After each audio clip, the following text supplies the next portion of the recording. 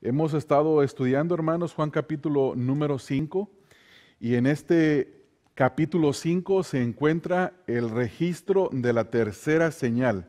Ustedes habrán de recordar que Juan dice que él escribió su evangelio. En el capítulo 20 nos dice, texto 30 en 31, dice, hizo el Señor Jesús además muchas señales, pero estas fueron escritas para que creyendo en el Señor y creyendo en Dios, quien nos ha enviado al Señor Jesucristo, nosotros podamos tener vida en el nombre del Señor Jesucristo. ¿Se recuerdan eso, verdad, hermanos? Y esta es la tercera señal. La primera señal fue el hecho de que el Señor Jesús convirtiera el agua en vino. La segunda señal, eso fue en el capítulo 2. En el capítulo 4, el Señor Jesucristo sana al hijo de un cortesano, de un hombre importante. Y en este capítulo número 5, el Señor Jesucristo sana a un paralítico. El Señor Jesús hizo muchas señales, dice la Escritura. Si nosotros vamos, por ejemplo, al capítulo número 2, al final del capítulo número 2, antes de comenzar el 3, dice la Escritura que el Señor hizo muchas señales, pero esas señales no están registradas en este pasaje. Dice el texto 23 del capítulo 2, estando en Jerusalén en la fiesta de la Pascua, muchos creyeron en su nombre, viendo las señales que hacía. Es decir, que el Señor Jesucristo hizo muchas señales que no están escritas aquí en el Evangelio de Juan, pero esas señales que están escritas se escribieron para que nosotros creyéramos en el Señor Jesucristo. Hemos llegado a la tercera señal y básicamente del texto número 1 hasta el texto número 15, texto número 15 y 16, dice el texto 15 y 16, el hombre se fue y dio aviso a los judíos que Jesús era el que le había sanado. Este hombre era el hombre paralítico que estaba ahí por ¿cuántos años? 38 años, y estaba a la orilla de un tanque llamado el tanque de Betesda, el tanque de la compasión, de la misericordia, esperando que se agitaran las aguas para que él hubiera la oportunidad de poder llegar ahí, pero no había quien lo tirara. Y cuando el Señor Jesucristo se le acerca, le hace la pregunta que estaba escuchando por 38 años, y es, ¿quieres ser sano? Y él, en lugar de decir sí, dice, no hay nadie que me aviente al agua, y cuando tengo el deseo de hacerlo, otro pues me gana, llega primero que yo. El Señor Jesucristo lo sana. Entonces, después del texto número 16, hasta el final del capítulo, es la respuesta o la interpretación del milagro que el Señor Jesucristo acaba de hacer. Él hace un milagro del cual los judíos no fueron testigos, pero sí se enojaron tanto porque el hombre que había sido sanado llevaba su lecho, ¿verdad? Se recuerdan, su camilla, la llevaba cargando. Le dicen, hey, ¿qué andas haciendo? No te es lícito cargar nada en el día de reposo. Entonces, bueno, dice, la ando cargando porque el que me sanó me dijo, toma tu lecho y anda, y lo estoy obedeciendo. Entonces ellos querían saber quién había sanado a este hombre. El mismo hombre que había sido sanado ni siquiera sabía quién lo había sanado, hasta que el Señor Jesús se le acerca y le dice, mira, has sido sanado, no peques más para que no te venga otra cosa peor. Entonces él se da cuenta quién lo sana y va y le dice a los judíos, y los judíos comienzan a buscar al Señor Jesús para matarlo. Cuando se lo encuentran, la respuesta del Señor Jesucristo comienza en el texto número 17 y dice, y Jesús les respondió.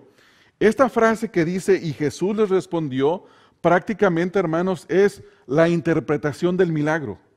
Y en esta interpretación del milagro, el Señor Jesucristo, al dar una explicación y darles una respuesta a los judíos, les está diciendo por qué hizo el milagro. La semana pasada vimos 5 afirmaciones de la deidad del Señor Jesucristo. ¿Se recuerdan de ellas? Comenzando en el texto texto 17, dice, mi Padre hasta ahora trabaja y yo trabajo. El Señor Jesús es coigual al Padre, es Dios porque hace las mismas obras, y eso lo vamos a ver más adelante. Texto 18, por esto los judíos aún más procuraban matarle, porque no solo quebrantaba el día de reposo, sino que también decía que Dios era su propio Padre, haciéndose igual a Dios.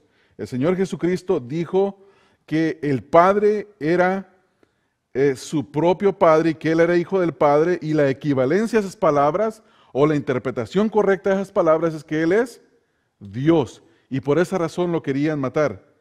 Y luego en el texto número 20 dice, porque el Padre ama al Hijo y le muestra las cosas que hace y mayores obras que ésta le mostrará, de modo que vosotros os maravilléis. Y de ahí en adelante el Señor Jesucristo comienza a hacer las declaraciones de su deidad. Ahora, comenzando en el texto número 24 hasta el texto número 25, vamos a estudiar lo que el Señor Jesucristo, la respuesta que el Señor Jesucristo sigue dando, y tiene que ver con las dos resurrecciones. Y básicamente ese es el título de nuestro estudio, y es las dos resurrecciones.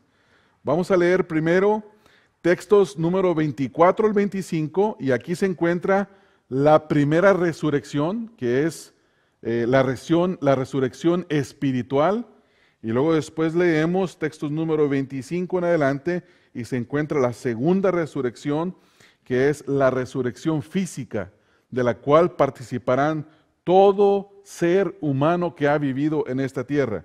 Primera resurrección, dice el texto 24, de cierto os digo, el que oye mi palabra y cree al que me envió, tiene vida eterna, y no vendrá a condenación, mas ha pasado de muerte a vida.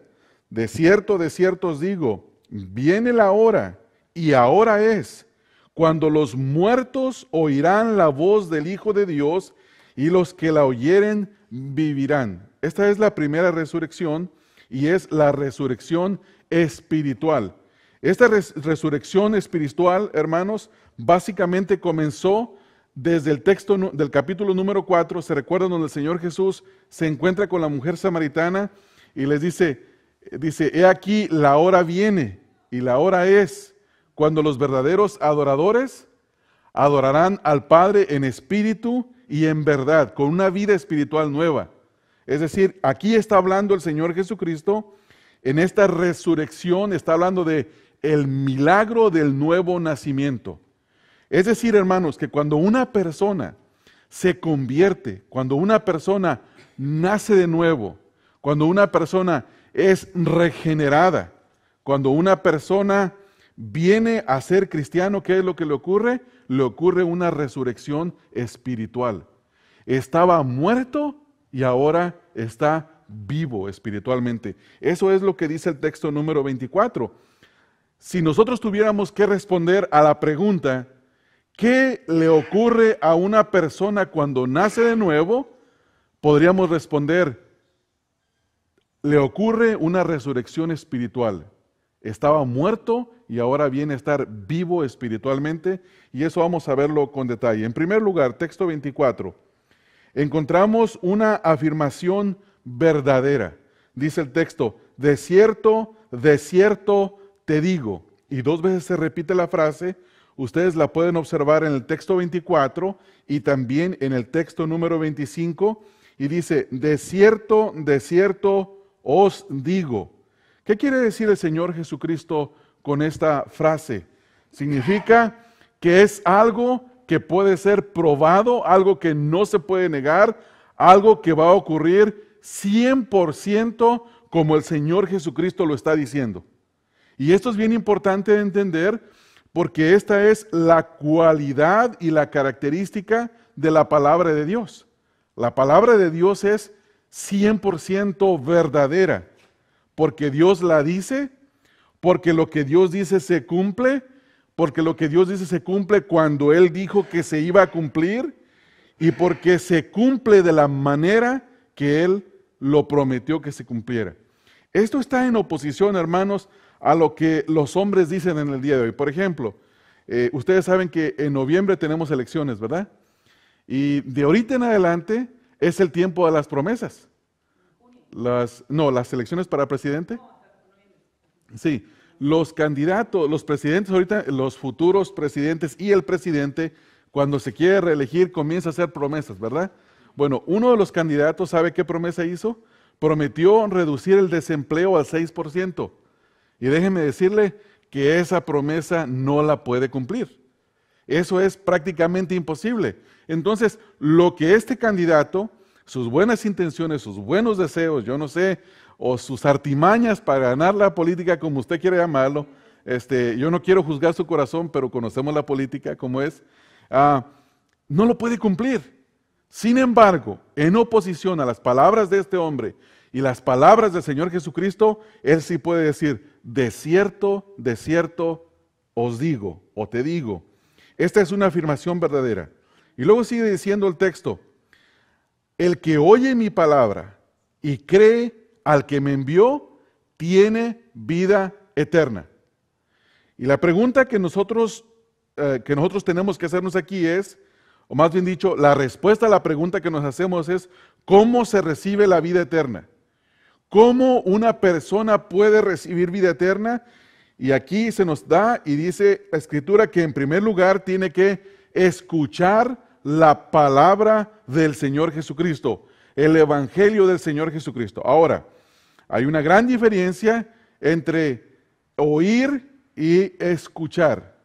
Aquí, en el sentido en el que el Señor Jesucristo lo está diciendo, no está diciendo que con que escuches la predicación del Evangelio y luego después digas o creas en tu corazón o afirmes que lo que se está diciendo es cierto, ya como resultado tienes la vida eterna. Por eso tenemos el gran engaño de que a las personas se les predica el Evangelio y luego la gente dice, ¿oíste el Evangelio? Sí. ¿Crees en eso? ¿Crees que Jesucristo es Dios? Y la gente dice, sí. ¿Crees que te puede dar vida eterna? Sí. ¿Crees que te puede perdonar tus pecados? Por supuesto. ¿Quieres recibir la vida eterna? Sí. Y la gente lo recibe. Pero eso no quiere decir que ya nacieron de nuevo. Lo que el Señor Jesucristo está diciendo aquí, que el que oye su palabra, pero necesitamos de ver en qué condición se encuentra una persona cuando escucha la palabra de Dios. La primera cosa que debemos de entender es que todo ser humano está muerto en sus delitos y pecados y por lo tanto no puede escuchar la voz de Dios. ¿Por qué? Porque está muerto. Espiritualmente no está capacitado, no está facultado, no tiene la habilidad, no tiene la posibilidad, no tiene el deseo. Entonces, si la persona no está capacitada, no tiene el deseo, no tiene la capacidad, por cuanto está muerto y no puede responder a la voz del Señor Jesucristo, ¿qué es lo que tiene que ocurrir? Dios le tiene que dar vida, tiene que resucitar a la persona. Dice, el que oye mi palabra. La persona tiene que escuchar la predicación del Evangelio de nuestro Señor Jesucristo. ¿Cómo sabemos que alguien escuchó la palabra de Dios, hermanos? ¿Cómo sabemos? ¿Sabe cómo sabemos? Cuando la persona se arrepiente, cuando la persona respondió en arrepentimiento, pero un arrepentimiento en el cual no pone condiciones, un arrepentimiento que no es temporal, que no le dura unos 4 o 5 días y que después cuando van y buscan a la persona para invitarlo a un estudio bíblico, para que se congregue, para que se bautice, y la persona dice, no, pues no sé qué me pasó ese día, yo no estaba seguro de lo que estaba haciendo. ¿Qué pasó con esa persona? ¿Escuchó, hermanos, o no escuchó? No escuchó. No escuchó espiritualmente. Escuchó con sus oídos físicos, pero no escuchó con sus oídos espirituales porque estaba muerto. Y solamente si el Señor le da vida puede escuchar con sus oídos. Dice, el que oye mi palabra. Esto es muy importante, hermanos, para que haya la posibilidad de que una persona pueda escuchar el Evangelio, se le tiene que predicar. ¿No es así? Eso es lo que dice la Escritura. En 1 Corintios 1:21 dice la Escritura que a Dios le agradó salvar a los creyentes por la locura de la predicación. Ahora, es bien importante entender este texto porque dice, no le dice, a Dios le agradó salvar al mundo, a Dios le agradó salvar a los creyentes por la locura de la predicación. Si no hay predicación del Evangelio, no hay posibilidades de salvación, no hay posibilidades. La predicación del Evangelio, hermanos, es algo muy importante. Es algo que no debemos jamás de evitarlo. Tenemos que hablarlo, tenemos que decirlo. Ustedes saben, yo estaba escuchando hoy en una estación de radio a un locutor decir que está bien que los cristianos den su opinión o tengan su opinión en cuanto al lesbianismo y homosexualismo. Está bien. Y está bien si Dios no quiere a los homosexuales. Y si Dios los va a condenar, bueno, que los condene Dios cuando los tiene que condenar, que Dios los envíe al infierno cuando los tiene que enviar, pero que nosotros los cristianos no digamos nada al respecto. Hermanos, eso es satánico. ¿Cómo van a creer si no hay quien les predique? ¿Cómo van a creer, hermanos? Necesitamos de predicar. Por eso dice el Señor Jesucristo, el que oye mi palabra, ¿y qué más tiene que hacer la persona? Y cree al que me envió, tiene vida eterna. Entonces, la persona recibe la vida eterna cuando, oyendo la predicación del Evangelio, responde a ella. ¿Cómo debe de responder? La Escritura dice ahí, y cree al que me envió. ¿Qué significa creer a Dios? ¿Qué significa creer a Dios? ¿Qué significa que Dios envió a su Hijo? ¿Qué quiere decir eso, hermanos? ¿Podemos explicarlo en 4 pasos? ¿Podemos explicarlo en 5 leyes espirituales? Es imposible explicarlo, hermanos. Cuando hablamos de que alguien debe de creer en Dios, quien envió a Jesucristo, necesitamos de entender quién es Dios. ¿Quién es Dios? Dios, hermanos, la primera cosa que debemos de entender de Dios no es que Dios es el creador de los cielos y la tierra. Es que Dios es santo. Eso fue lo que Dios le dijo a su pueblo cuando los liberó de la esclavitud de los egipcios y los llevó al monte Sinaí. Cuando los llevó ahí para darles su ley en el libro de Levíticos, Él se revela y se muestra a ellos como santo y les dice de qué manera ellos se pueden acercar a Él y les muestra cómo pueden tener una relación correcta con Él. Y cada vez que nosotros leemos en el libro de Levíticos y vemos cómo se podían acercar a Dios, hablando de los sacrificios, dice, debe de ser sin defecto. ¿Por qué? Porque Dios no tiene defectos. Dios es impecable. Dios es santo, santo, santo, como lo dice la Escritura, santísimo. Entonces, si entendemos la santidad de Dios y luego entendemos nuestra pecaminosidad y que es imposible, no es posible para el hombre acercarse a Dios, tener vida eterna, si llegamos a entender eso, entonces decimos, entonces si Dios es santo y está tan separado de mí y yo soy pecador y no me puedo acercar a Dios, ¿cuál es mi esperanza? Y la respuesta es ninguna. No tenemos esperanza. Necesitamos nosotros, hermanos, de confiar en la justicia de Dios. El hombre no se puede justificar por sí mismo. Necesita el hombre que Dios lo justifique. Y ahí es donde entra el Señor Jesucristo. Ahí es donde entra el Señor Jesucristo. Sí, Dios es santo y Dios es justo, por cuanto el hombre es pecador no se puede acercar a Dios, y por cuanto Dios es santo y es justo, tiene que castigar el pecado. Dios decide castigar el pecado en su justicia, mostrando su amor en la persona de nuestro Señor Jesucristo. Hermanos, eso es el Evangelio. Si nosotros no entendemos el Evangelio, si nosotros no nos llenamos del Evangelio, nosotros vamos a estar, hermanos, muertos en nuestros delitos y pecados. ¿Sabe qué es lo que pasa cuando un cristiano nace de nuevo? Nunca se llena del Evangelio. Porque mientras más se conoce, más entiende su necesidad de Cristo. Y Cristo es necesario para él todos los días de su vida. El saber que la persona se justifica a través del Señor Jesucristo, por la fe en Cristo y no por las obras de la ley, hermanos, eso es vital todos los días para una relación correcta con Dios. No se puede de otra manera. Entonces, hermanos, nunca digamos que ya conocemos el Evangelio. Me refiero en el sentido de decir, ya no quiero escuchar del Evangelio. Nunca nos deberíamos de llenar del Evangelio.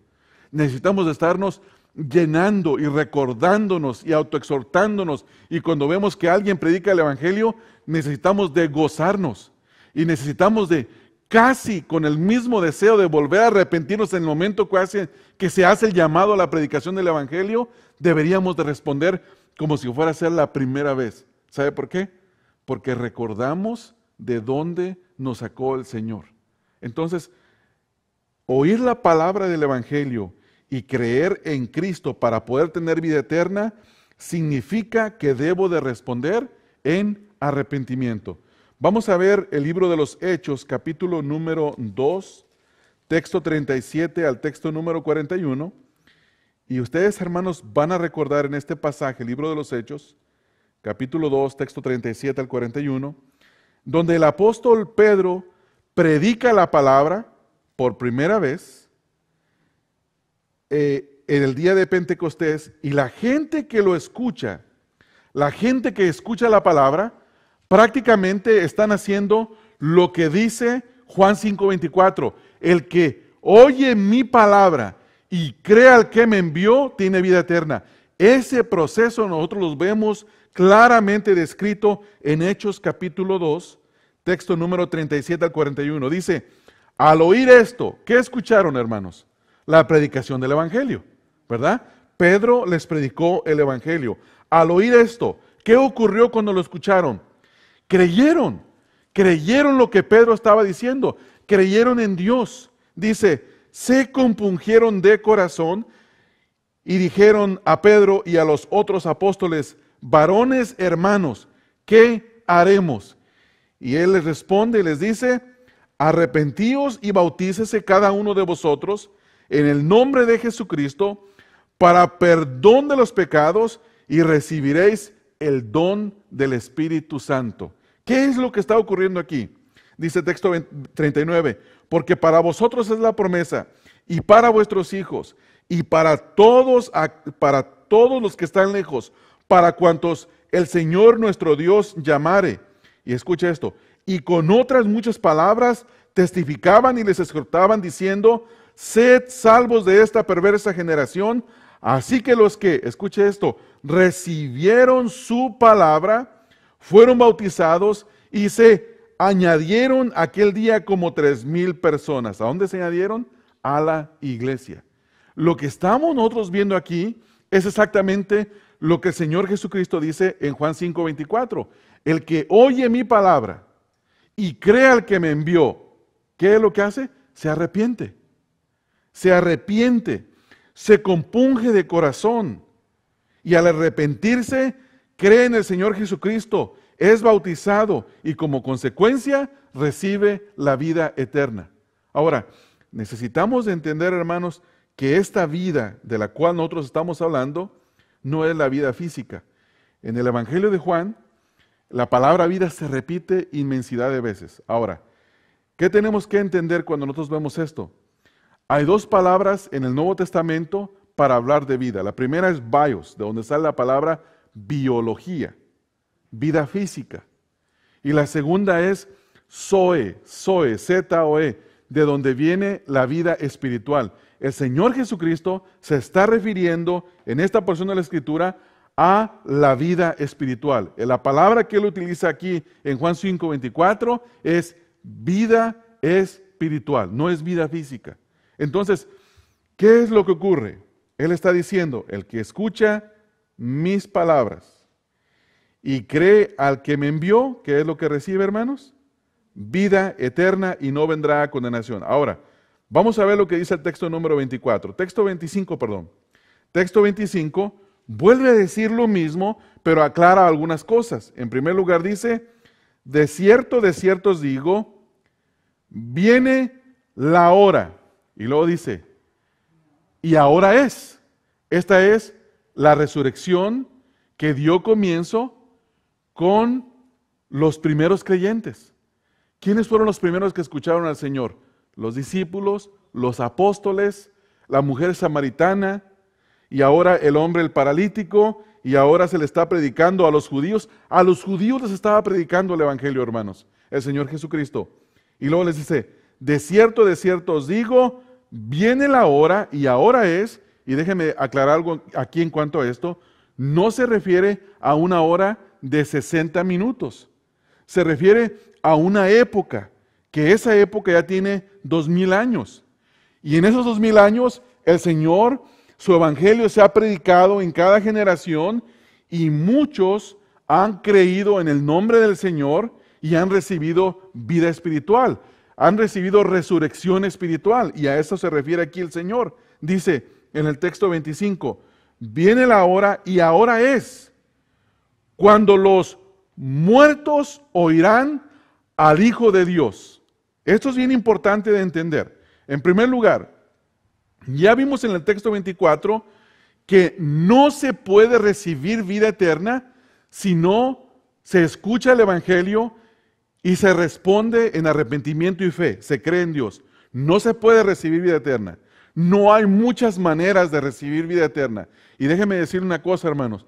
Este mensaje en cada generación, en todas las épocas, ha sido un mensaje que los que lo predican reciben persecución. Nunca ha sido tolerable este mensaje. No ha sido tolerable. Y esta época y esta generación en la que vivimos no va a ser la excepción. Si nosotros predicamos un evangelio que es exclusivista, que excluye a todos y nada más deja al Señor Jesucristo como el único medio de salvación, déjeme decirle, vamos a tener persecución, vamos a ser ridiculizados, vamos a ser despreciados, pero tenemos que predicarlo a cualquier costo. Porque el costo más grande ya fue pagado y es el de la muerte del Señor Jesucristo a favor de todos nosotros. Entonces, esta hora, viene la hora y ahora es, nota el tiempo, es un presente continuo y ahora es cuando los muertos, los que escuchan la voz del Hijo de Dios. ¿Qué se necesita, hermanos, para poder escuchar la palabra de Cristo? ¿De quién se necesita oír la voz? De acuerdo al texto 25. Del Señor Jesucristo. El que no escucha la voz del Señor Jesucristo no puede recibir vida eterna. Solamente el Hijo de Dios, el Señor Jesucristo, da vida eterna. Dice, cuando los muertos oirán la voz del Hijo de Dios y los que la oyeren vivirán. En primer lugar, primera cosa que vamos a ver en este texto, ya vimos que la hora, viene la hora y la hora es, se refiere a una época, no a una hora específica. Y ya hemos visto también, hemos visto también que los muertos aquí se refiere a todo ser humano. Note lo que dice, los muertos oirán la voz del Hijo de Dios, y lo escuche, y los que la oyeren vivirán. Quiere decir que hay algunos que no la escuchan. Hay algunos que no la escuchan. Ahora, es importante entender la condición de todos los hombres. La condición de todo ser humano es estar muerto. Muerto en sus delitos y pecados. Dice el texto, los muertos oirán la voz del Hijo de Dios. Ok, todos la escuchan.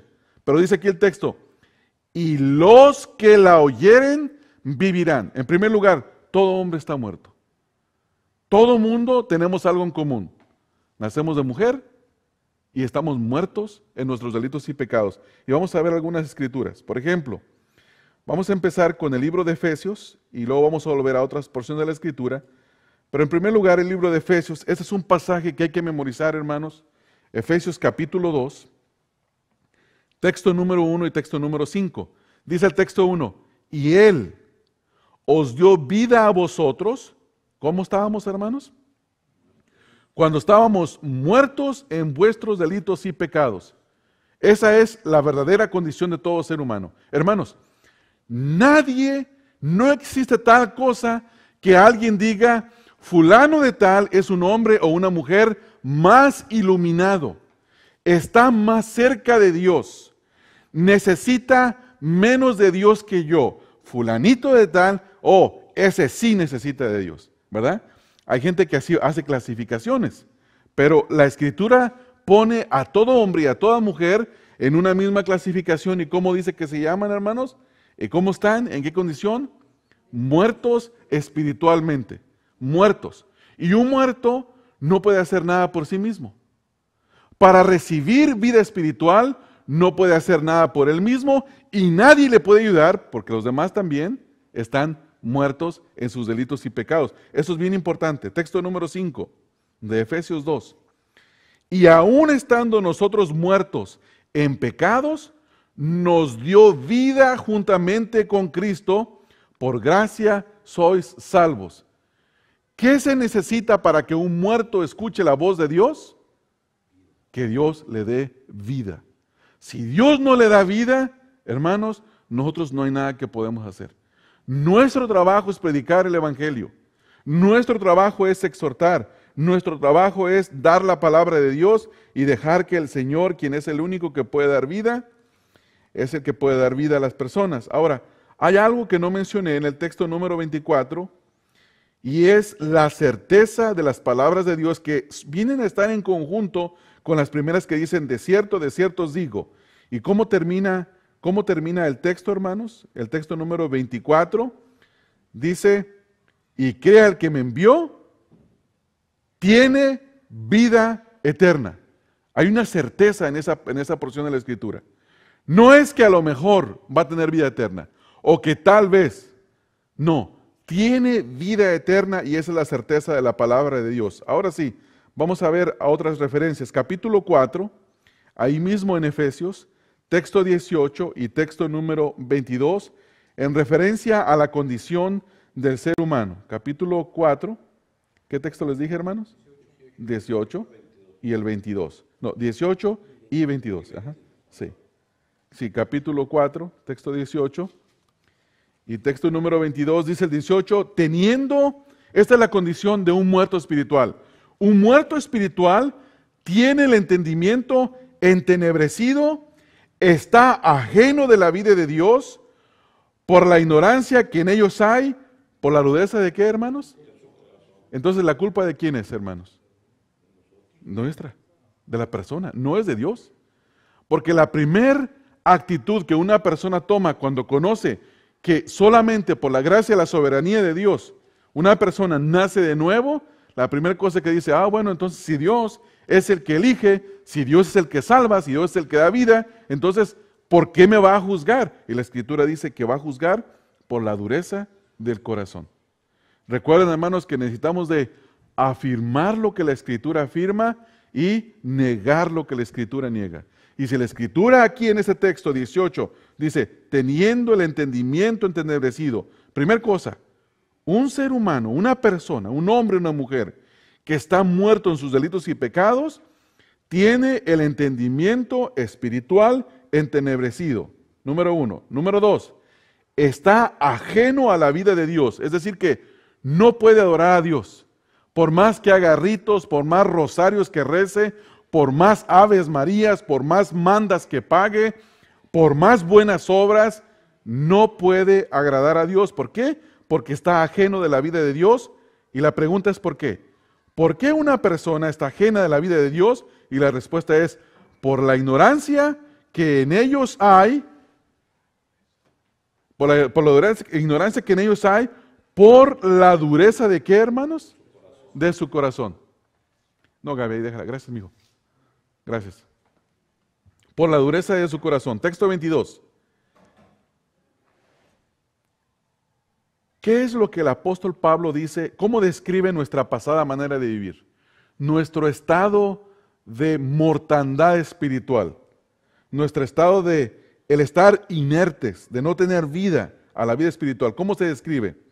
En cuanto a la pasada manera de vivir, dice despojaos del viejo hombre, y aquí viene. ¿Cómo es una persona que está muerta y que está ajena a la vida de Dios? Está viciado conforme a los deseos engañosos. ¿Qué quiere decir esto? Que todo lo que hace, hay un deseo engañoso detrás de todo lo que hace.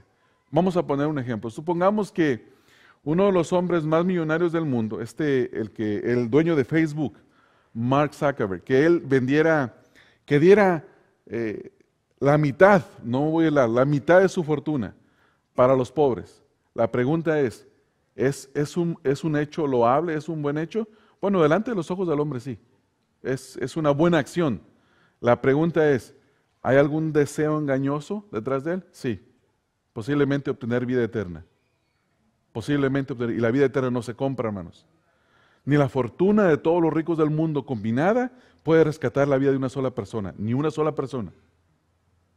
No hay precio para poder pagarlo. Entonces, por eso la Escritura dice que el Señor Jesucristo, que Dios nos salvó y nos rescató, no con piedras preciosas, sino con la sangre del Señor Jesucristo, ¿verdad?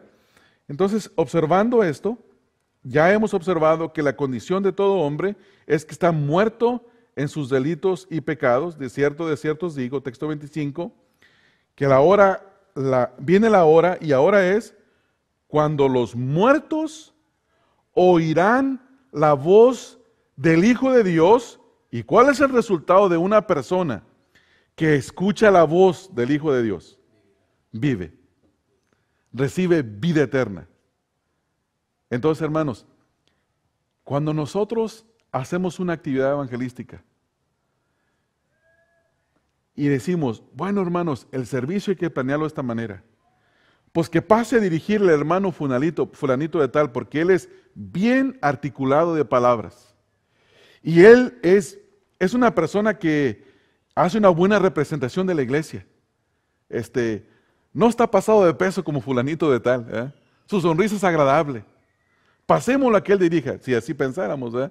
Gracias a Dios que tal vez lo pensamos, pero no lo hacemos. Gracias al Señor. Yo me incluyo entre los que han llegado a pensar que ciertas cosas podrían beneficiar la obra.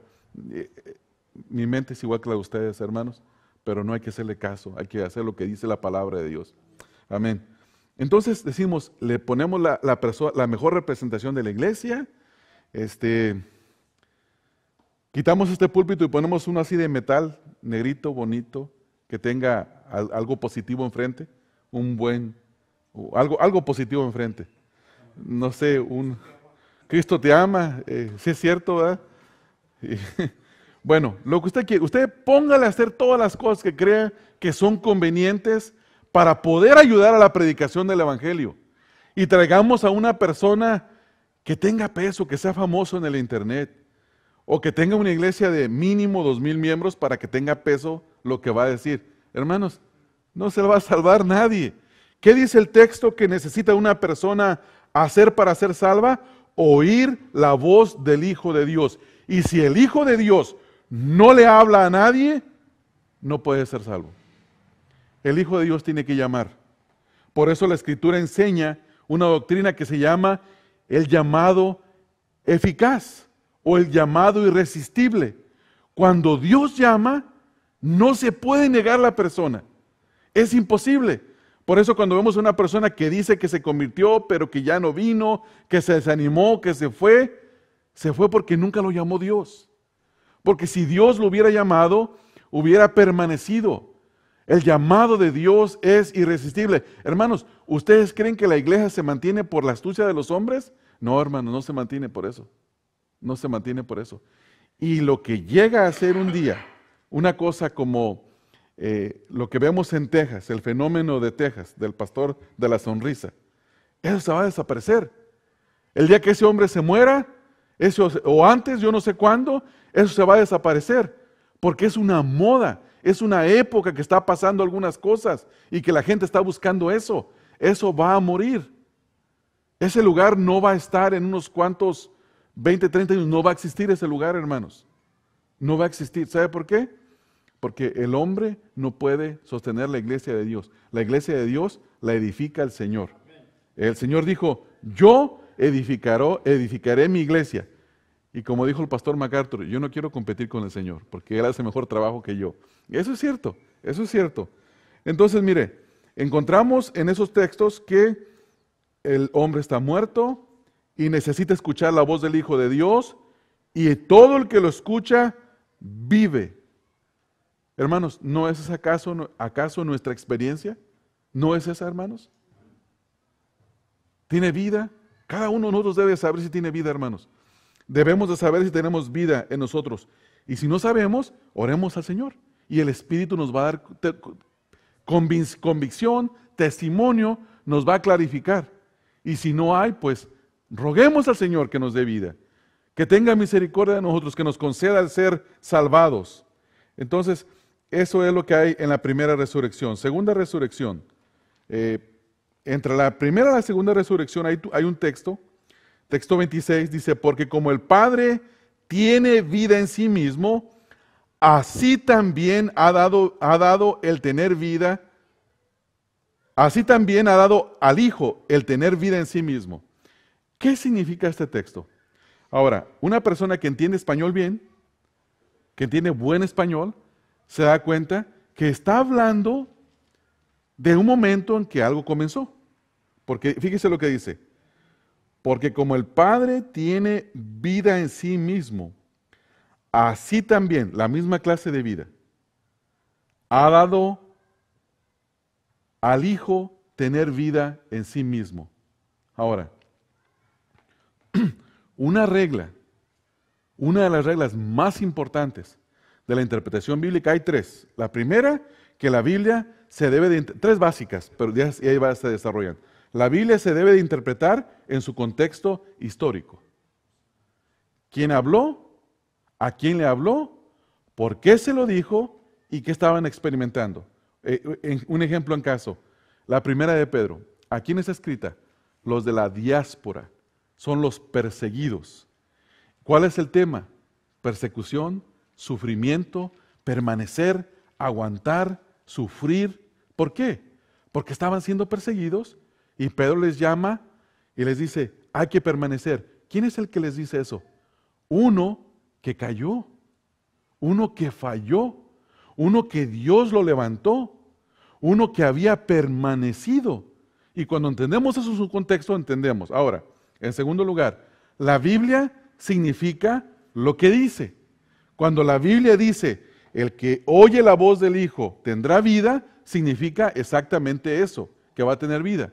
Pero una regla muy importante, la número 3 en este caso, es que la Biblia se interpreta a sí misma. ¿Qué quiere decir este texto? 26. Que el Señor Jesucristo recibió vida del Padre. Entonces quiere decir que el Señor Jesucristo hubo un momento en que no la poseyó. Sí significa eso, pero vamos a ver en qué sentido. En primer lugar, recordemos la regla esta. La Biblia se interpreta a sí mismo. Vamos a la Escritura. ¿Quién quiere leer Juan capítulo 1, texto 4? Y ese es nuestro fundamento. Recuerden que ese texto se dijo primero, antes que este texto. Y habla de la eternidad de ese texto. Juan 1:4.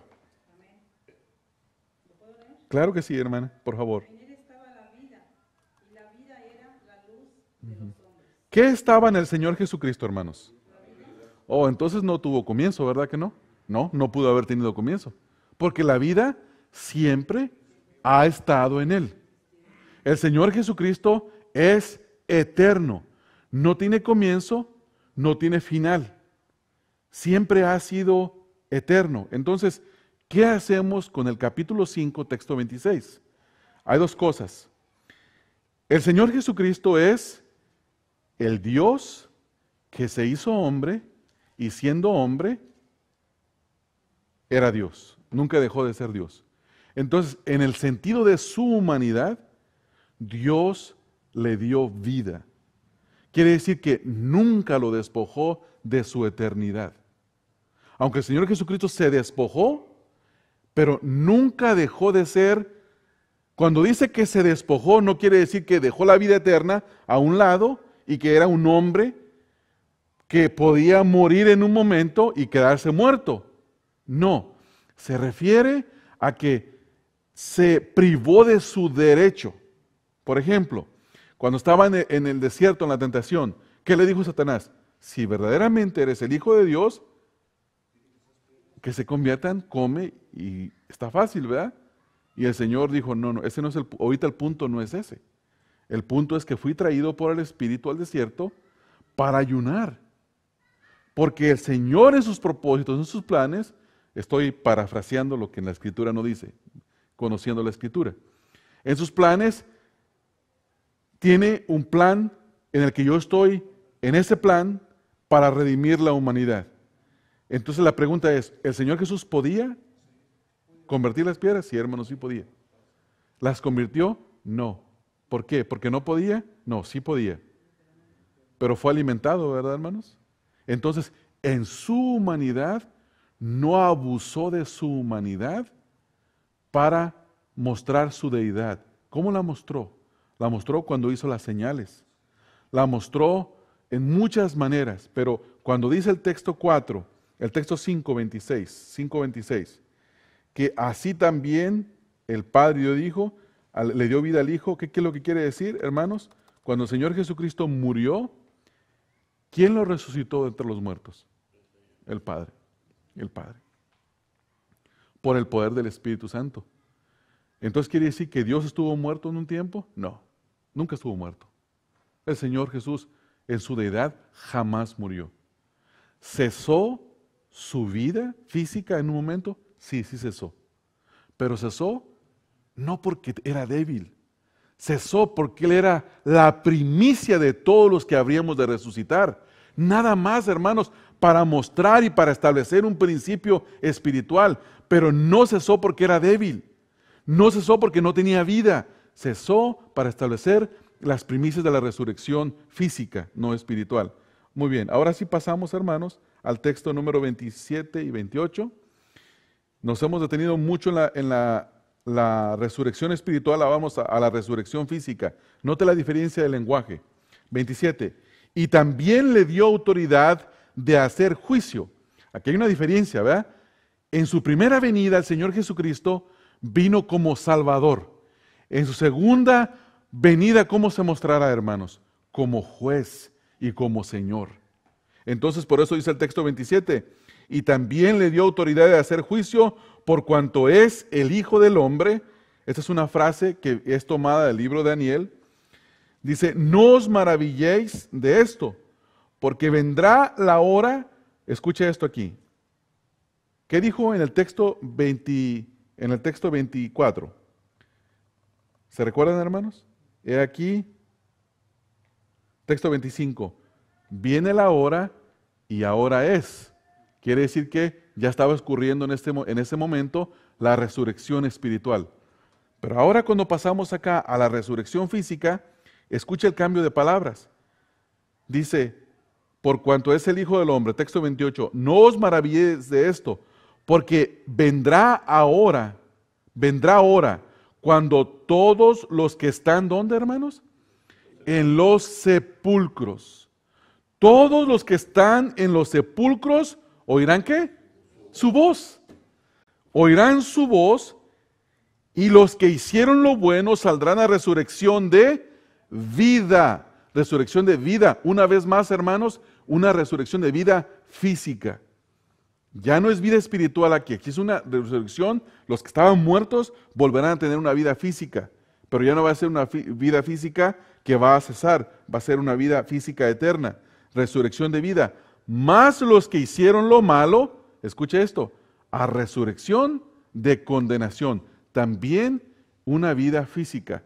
Quiere decir que la eternidad va a ser una eternidad donde vamos a tener un cuerpo físico, glorificado, como el del Señor Jesucristo cuando resucitó entre los muertos, donde la Escritura dice que entró a un lugar, a la casa donde estaban los discípulos, sin tocar la puerta y sin que se la abrieran.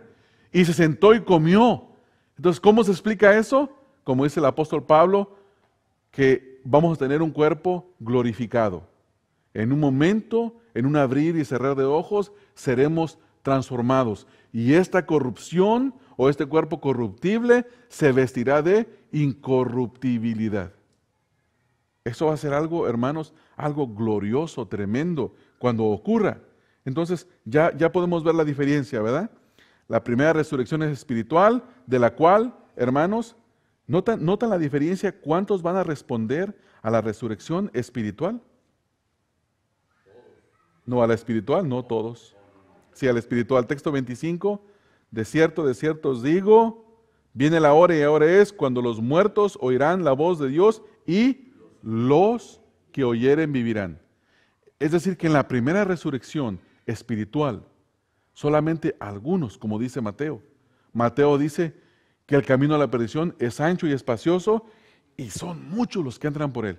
Pero el camino a la vida eterna, a la salvación, es angosto, es estrecho, es difícil y pocos entran por él. Entonces en la primera resurrección, la resurrección espiritual, algunos, y en la segunda, todos. El texto es bien claro y dice, y los que hicieron lo bueno saldrán a resurrección. Perdón, texto número 28. No os maravilléis de esto, porque vendrá hora cuando todos los que están en los sepulcros oirán su voz. Ahora, alguien podría decir, nomás los muertos. No, Pablo lo aclara en 1 Corintios 15.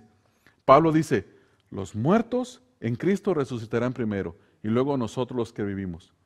Todo mundo, hermanos, va a experimentar la resurrección. Todo mundo. Pero unos para vida eterna y otros para perdición. Ahora, aquí viene, quiero cerrar con una posible dificultad bíblica, que no es difícil, porque ustedes que están estudiando el libro de Gálatas tienen mucho material con que salir de dudas de este texto. Ahí les va, texto 29. Y los que hicieron lo bueno saldrán a resurrección de vida, más los que hicieron lo malo a resurrección de condenación.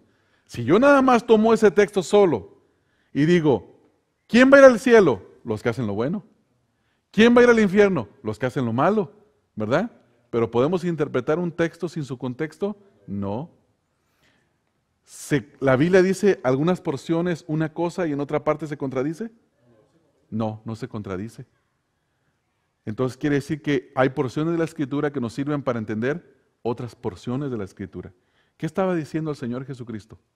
¿Qué estaba diciendo el Señor Jesucristo? Lo bueno. ¿Se recuerdan cuando en el capítulo 7 le dicen al Señor Jesús, en tu nombre echamos fuera demonios? Y el Señor les dice, apártense de mí, hacedores de maldad.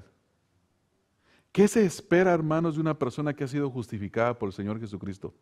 Que haga buenas obras. Léase Tito, y Tito dice que nos salvó, no por obras de justicia que nosotros hubiéramos hecho, pero sí nos salvó para hacer buenas obras. Ahora, ¿cómo entendemos esto?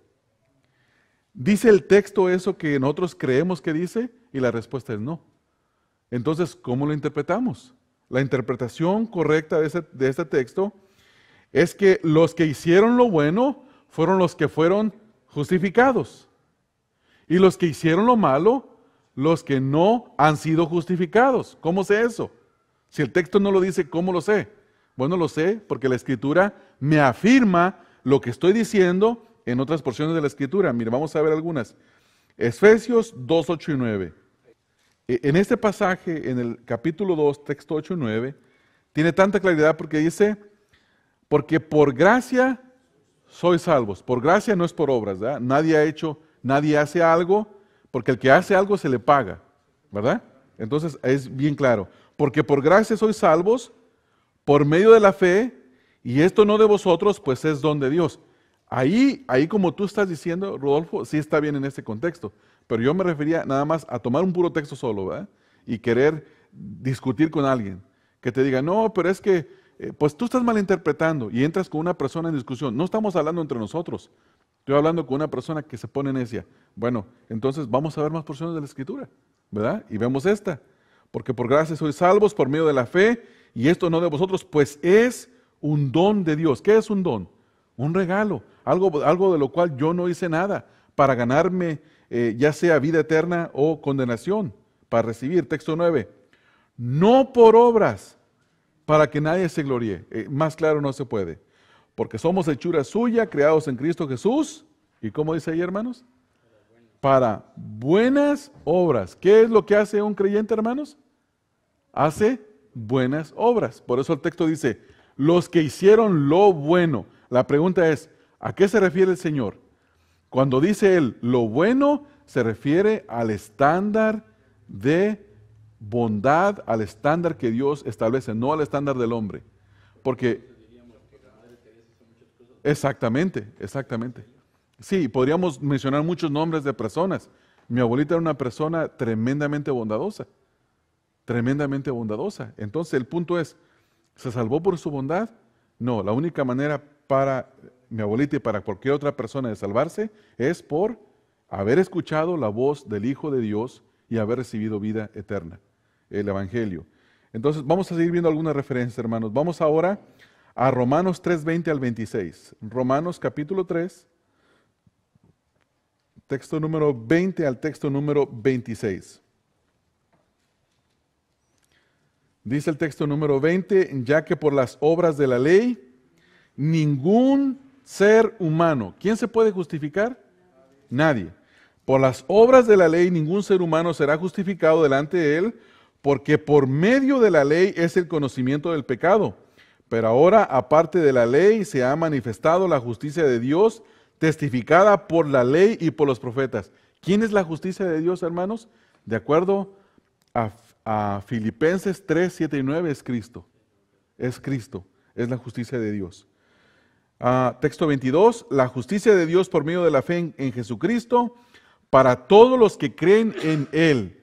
¿Quién puede recibir esta justicia? Únicamente los que creen en Él. Y cuando creen en Él, ¿qué es lo que hacen, hermanos? Lo bueno. Pero no son salvados por sus buenas obras, sino que hacen buenas obras para mostrar que han sido salvados por la justicia de Dios. 23, por cuanto todos pecaron y están destituidos de la gloria de Dios, siendo justificados gratuitamente por su gracia, mediante la redención que es en Cristo Jesús, a quien Dios puso como propiciación por medio de la fe en su sangre, para manifestar su justicia, la de Dios, a causa de haber pasado por alto en su paciencia los pecados pasados. Texto 26, con la mira de manifestar en este tiempo otra vez su justicia, a fin de que Él sea el justo y el que justifica al que es de la fe de Jesús. ¿Dónde pues está la jactancia? Queda excluida. ¿Por cuál ley? ¿Por la de las obras? No, sino por la de la fe. Entonces, estas porciones de la Escritura, por ejemplo, ahora vamos a Tito 1:9 y 3:5, también nos dan mucho más claridad en lo que estamos hablando. Tito. El 28, pastor, de ahí mismo donde leímos, dice, concluimos pues que el hombre es justificado por la fe. Sí, sí, si nos ponemos a ver Gálatas nomás, hay muchas referencias, nomás ¿Saben qué? Traté de agarrar algunas, una base, la de Efesios 2, 8 y 9, y otras que no muchos nosotros tocamos, porque si me voy a repetir las de Gálatas van a decir, es que esas ya las vi, dame otras nuevas. Hay muchísimas. Es el mensaje del Nuevo Testamento, hermanos, ¿verdad? ¿Qué esperamos? Si es el mensaje del Nuevo Testamento. Tito 1:9, Tito capítulo 1, texto número 9 y 3:5. Tito capítulo 1, texto número 9 y 3:5. Dice el texto 9, retenedor de la palabra fiel, tal como ha sido enseñada. ¿Cómo ha sido enseñada? Para que también pueda exhortar con sana enseñanza y convencer a los que contradicen. Ahora vamos al capítulo 3.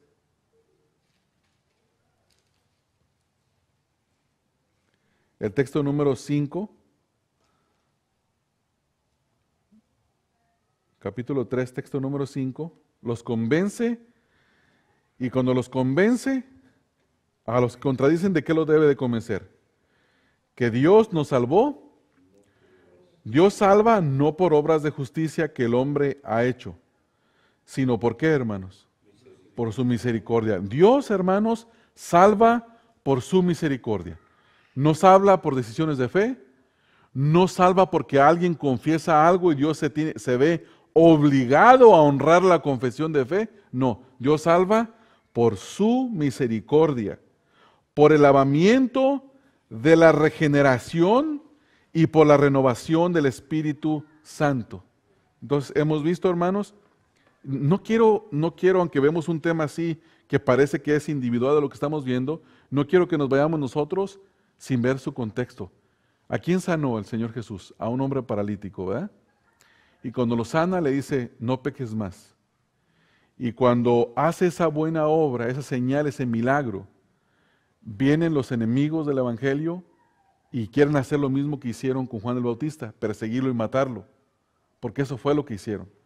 Y el Señor Jesucristo presenta una defensa en primer lugar de su deidad y luego les dice, ustedes que quieren venir y matarme y que se quieren justificar por obras, no se pueden justificar por obras. Hermanos, todo el tema en el capítulo 5, el propósito del Señor Jesús de haber hecho esa señal fue para provocar a los judíos. Es como, ¿cómo lo puedo decir? Como si tiene un montón de moscas y agarra una gotita de miel y se las pone. Y se empieza a amontonar el mosquero. Y después agarra el matamoscas y ¡pua! Que se las suena a todos. Pésima la ilustración, ¿verdad? Pero esa señal los hizo venir. Y cuando los hizo venir, entendamos cada vez que leemos esto, que toda la defensa, la respuesta, la interpretación de ese milagro era para que los judíos creyeran en Él, que nadie se puede salvar sin Él.